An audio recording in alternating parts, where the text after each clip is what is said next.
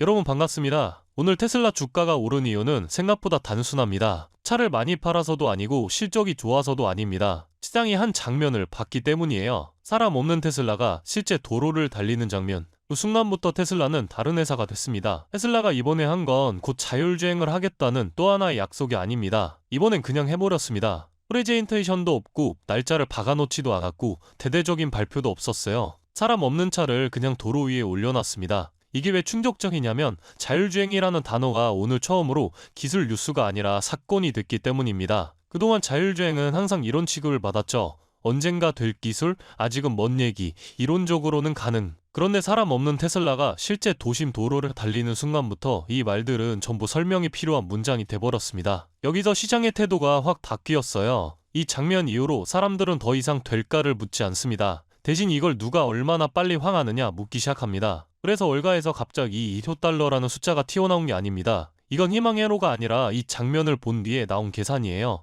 자율주행이 실제로 굴러가는 순간 테슬라는 더 이상 차를 몇 대 파느냐로 평가할 회사가 아니게 됩니다. 이제 질문은 이겁니다. AI가 도로 위에서 혼자 굴러다니며 돈을 벌 수 있느냐? 그리고 테슬라는 처음으로 그 질문에 제대로 된 답을 보여주기 시작했습니다. 이 변화는 최근 분석에서도 아주 노골적으로 드러납니다. 요즘 테슬라를 분석하는 쪽에서는 이런 말까지 나오고 있어요. 이제 인도량은 테슬라 주가를 설명하지 못한다고요. 이건 변명이 아닙니다. 실적을 덮으려는 말도 아니고요. 그만큼 평가의 기준 자체가 바뀌었다는 선언에 가깝습니다. 차를 몇 대 팔았는지는 여전히 중요합니다. 하지만 더 이상 이 회사의 핵심 질문은 아니게 되었어요. 핵심 질문은 이거죠. 이 AI는 실제로 혼자서 도시를 통과할 수 있느냐? 그리고 테슬라는 그 질문의 말이 아니라 장면으로 답했습니다. 여기서 하나의 장면이 더 겹쳐집니다. 최근 캘리포니아 샌호세 쇼룸에 프로덕션 준비가 된 사이버캡을 그냥 전시해버렸습니다. 이건 콘셉트카가 아니고 미래를 설명하는 모형도 아닙니다. 이제 만들 준비가 끝났다는 부언의 선언에 가까운 겁니다. 자율주행이 영상 속에만 존재하는 게 아니라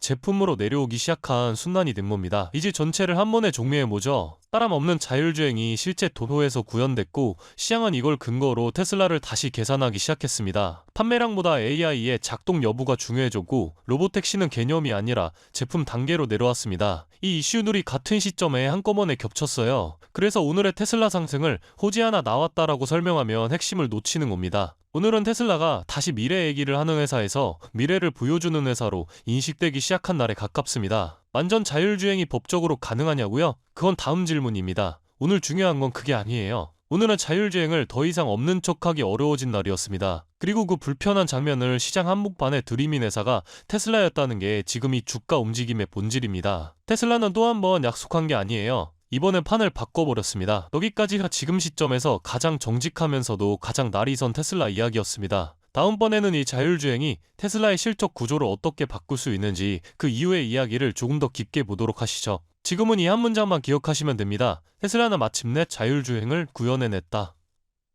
그렇다면 여러분들은 지금 주식시장에서 수익을 내고 계신가요? 우리는 어떻게 해야 이런 불확실한 시장 속에서도 안정적으로 큰 수익을 얻어갈 수 있을까요? 눈에 띄는 대장주 M7 같은 종목들은 이미 너무 많이 상승한 뒤이기 때문에 앞으로는 진짜 큰 돈을 벌기 쉽지 않습니다. 진짜 기회는 그 대장주들 뒤에서 움직이는 수혜 종목에서 발생하는데요. 이런 종목들은 시가총액이 작기 때문에 비교적 소액으로도 접근이 가능하고 리스크 관리 또한 용이하죠. 즉 적은 자금으로도 큰 수익을 노릴 수 있는 구조입니다. 그런데 지금 시장을 움직이는 가장 큰 힘은 단순히 금리나 유동성이 아닙니다. 바로 미중 무역전쟁의 임합, 전략자원 전쟁이 시작됐기 때문이에요. 중국이 반도체에 이어 히토르 수출을 통제하기 시작했고 미국은 이에 맞서 자국 내 히토르 생산 라인을 재건해 나섰습니다. 단순히 정치적 갈등을 넘어서 AI, 전기차, 방위산업까지 직결된 신냉전형 공급망 전쟁입니다. 가장 대표적으로 눈에 띄었던 건 바로 히토르 전쟁의 중심에 선 MP 머티리얼스 티커였습니다. 미국 국방부와의 공급 계약이 발표되자 3개월 만에 주가가 6배 이상 폭등했고 거래량은 평소에 10배 이상 터졌어요. 1,000만원만 넣었어도 6천만원. 이게 바로 시장이 움직이는 타이밍입니다. 이런 종목들을 한번 불이 붙으면 정말 불도저처럼 밀어올립니다. 왜냐면 시장의 자금은 테마에 몰리기 때문이에요. 하지만 여러분, 중요한 건 여기서 끝이 아닙니다. 한두 종목이 폭등하고 끝나는 이야기가 아니라 산업 전체의 판이 바뀌는 신호라는 점이에요. 키토르 전쟁의 불길은 이제 리튬, 니켈, 코발트 같은 2차 전지 원자재까지 번지고 있습니다. 이미 티코와 LAC 같은 대장은 너무 멀리 가버렸지만 그 뒤를 따르는 진짜 수혜주들은 아직 초입에 있습니다. 키토르 자석을 제조하는 기업이나 리튬 정제를 담당하는 2차 밸류체인 혹은 이 자원을 기반으로 한 방산 전기차 부품 기업들이요. 이런 기업들은 아직 시총이 작고 조금만 자금이 들어와도 급등 파동이 나올 수 있습니다. 테슬라나 엔비디아 같은 재무가 탄탄한 기업에 중심을 잡고 이러한 기업들의 분산 투자하셔야 보다 더 큰 수익을 얻어가는 겁니다. 지금 시장은 분명히 움직이고 있습니다. 하지만 대부분의 개인 투자자들은 이 거대한 판이 어디로 흘러가는지조차 모른 채 뒤늦게 따라붙고 있어요. 진짜 돈은 먼저 움직이는 사람의 몫입니다. 그래서 제가 이번에 직접 현재 이 전략 자원 전쟁 속에서 가장 강하게 수급이 몰리게 될